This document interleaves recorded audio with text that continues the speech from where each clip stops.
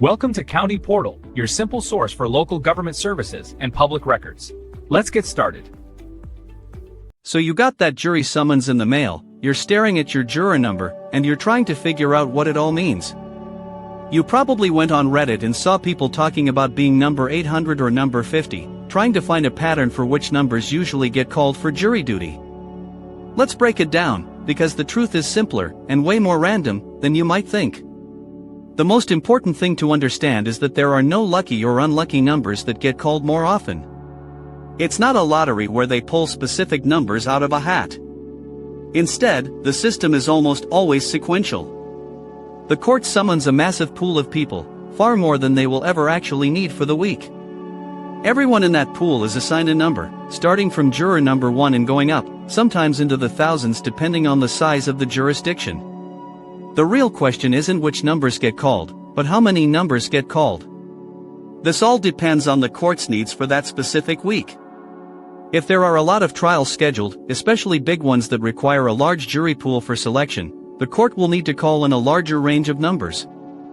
They'll start with number 1 and work their way up. This is where the modern call-in or check online system is crucial. Your summons will instruct you to call a phone number or visit a website each evening during your service week. A recorded message or a web page will then tell you which juror numbers need to report to the courthouse the next day. For example, the message might say, jurors with numbers 1 through 200 must report tomorrow at 8:30 a.m. All other jurors, please check back tomorrow evening. If your number is 350, you're off the hook for that day. You just have to keep checking back each night. If cases settle, or trials get postponed, the court's need for jurors drops, and they'll call in a smaller range of numbers. So, in short, the lower your number, the higher the probability you'll have to physically go to the courthouse. If you're number 50, you should probably plan on going in. If you're number 750, your chances are much, much lower, and you might just spend the week making a nightly phone call before being dismissed. It's all a gamble based entirely on the court schedule for that week, not on the specific number you were assigned. Hopefully, that clears up the mystery behind jury duty numbers. It's less about a secret code and more about where you happen to fall in line for that particular week. Thanks so much for watching.